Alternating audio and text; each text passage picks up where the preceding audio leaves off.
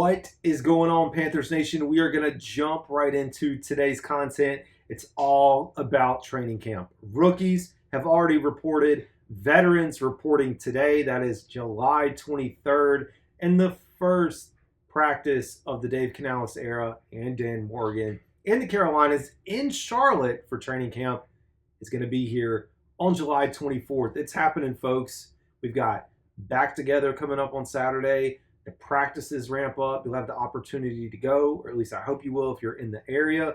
There's a lot of things to talk about. I think the first thing that we want to dive into is some of the news related to injuries. So on the 19th, we got an update around several injuries for the Carolina Panthers, a following update on the 20th. Let's start with the injuries from the 19th. So number one, the Panthers placed running back Jonathan Brooks on the active non-football injury list. And if you're wondering why he hasn't been placed on the PUP list, which is the physically unable to perform, that's because his injury happened before he got to the NFL. So Jonathan Brooks on the list, I don't think that's a surprise. We expected him to work his way back in, and we knew it was going to take a little bit of time. So in camp, it's likely going to mean Chuba Hubbard, Miles Sanders, Raheem Blackshear, Rashad Penny. Out of that group, maybe a Jaden Sheridan that's competing for a roster spot. You have outside linebacker DJ Wonham placed on the list. Now remember, suffered the injury to the quad, had a setback, and now sounds like it's going to be a little bit delayed. Now I do think if you're looking at headlines, that's something that worries me as a Panthers fan. When we talk about edge rush, edge pressure, the entire outside linebacker room, big shoes to fill. And a lot of people whisked away and said, you know what, Brian Burns is gone. We'll be able to replace him. I don't know that it's going to be that easy. I am concerned. Now, the one thing about all the players that are on this list, they are on the active, physically unable to perform outside of Brooks, but every single player can return at any time. So there is a little optimism there, at least in the early stages. We do not want to see this list grow. We want to see players coming back and being ready to play. You have your big, I guess, one of the bigger signings on the offensive side of the ball, and Yash Nijman, he's your offensive tackle, the swing tackle. He's placed on this list. I don't think they disclosed his particular injury. Amari Barno, who we know is coming off the ACL injury, so that was expected. And again, we talk about pressure in the edge room. And you talk about Barno and Wonham, two guys that one a starter and one a rotational piece that are not there. You also have wide receiver Jalen Coker, who's a big name that's come through as an undrafted free agent that a lot of, is high on a lot of people's list. He is also on this list. His injury has not been disclosed. Two additional folks. We have Shaw Smith-Wade, cornerback, your rookie cornerback selection out of the 5th round, and wide receiver Cam Sims. So that rounds out the list right now. Again, so that puts us at 4, 5, 6, 7 total players. A little bit to be worried about, but hey, you know what? Still early in camp. Again, we're just talking about getting healthy, staying healthy. It's early enough not to be too concerned, but that edge room gives me heartburn. Now, the other thing you're going to wonder or ask is, well, I have concerns about this position or this position, cornerback, wide receiver, maybe still, whatever position group it is. Now, the Panthers have been working out quite a few folks. And Darren Gant, again, he writes for the Carolina Panthers, put together this nice list. This is the league's transaction wire. The Panthers have worked out a handful of guys, and they've got another slew of guys coming in later this week. No, there's some issues still with flights and travel, so that's why you're going to have a little bit of delay. So on that list, reported as of today, which is Monday as I record this, you have safety Henry Black, tight end Felipe Franks, cornerback Kyler McMichael, defensive end Wyatt Ray, linebacker Derek Roberson, cornerback Keandre Thomas, and safety Trenton Thomas. Now, a lot of folks have wondered, or they're like, "Hey, I really want a cornerback." So I think it's resonating that that's still a position that they're thinking about. No, it's not the flashy name, the Stephon Gilmore probably would want or maybe anticipated at this point, but it still lets you know that the Panthers are thinking about addressing the cornerback position.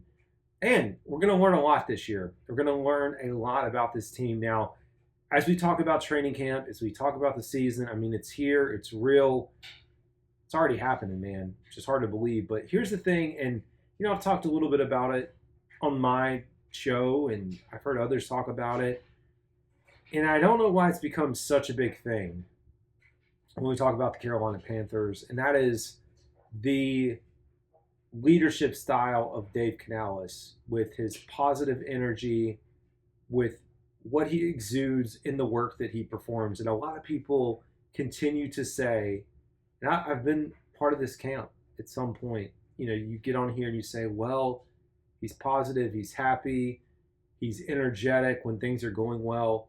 How is he going to be when things don't go well? And for me, I'm like, as I sat back and listened to people talk about this, and that is a thing people are worried about, I think it is the dumbest thing to even mention. When you talk about sports, if you think about any situation, or if you think about business, and you hire someone new to come over and run the organization and run the business that you manage, whatever it is, and you have someone that comes in and continues to change the culture, show positivity, sure, there's going to be very bad days and maybe days where the stock doesn't perform well or things aren't going well. But don't you want to have a leader in there that is fully committed to developing and growing and learning? It's wild for me to sit here and think about the way that Dave Canales is being portrayed. It's almost like people think he is too nice. When you go back and look at Russell Kuhn's tweets that he put out, if you have not had a chance to go back and look at those, I highly recommend it. I don't know if I bookmarked. Let me just see if I can get to my bookmarks while I'm trying to get there. Let's see. I thought I bookmarked one or two of them. Give me just a sec. I'll see if we can pull this up. Sorry for folks that are watching this. I guess not. I thought for sure I did. Anyways, you should go out there and look at the tweets. It speaks very highly of Dave Canales and how much he pays attention to detail. He talked about his time in Seattle when Dave Canales was going out before practice, setting up the practice dummies, making sure that they are perfectly aligned. And he even had people who thought he was like a yes man, a corporate man, a company man, whatever it is, like kissing butt up to Pete Carroll. And people would mess up the bags. He didn't care. He'd go back and make sure everything was set up the way that it was supposed to be. And people are concerned that, we've had bad football here for so long, the last 6 years, whatever it is, 7. I think we haven't made the playoffs in 8 years. Talk about losing for 6. You go back and look at the history. At what point in time, it's the dumbest argument to sit here and say, I'm so worried that if we don't do well, that Dave Canales' energy and who he is as a person is going to just come off wrong and he's not going to be able to handle it or manage it. Like, I don't get it. Like, it's the weird, I just don't understand as a fan base why we are concerned about what is going to happen if we lose. Like, let's let the season play out. Let's let the games play out. I'm not saying I have high expectations to win 9 or 10 games. I do have expectations to have a better football team, to have a more competent football team, to have a more disciplined and well-coached team and a better offense, all those things that I can keep rattling off. I think all those things are going to show themselves this year. I truly believe that. At the same time, I'm like, why? Why is that a talking point to sit here and say, yeah, well, when the going gets tough, let's really see how he is. Like, why are we saying that? Why aren't we talking about, hey, let's go out here, see how well he's going to perform, how the players respond to him, how do they react to him as a coach? Because we are hearing it from the building. It's just, I don't know.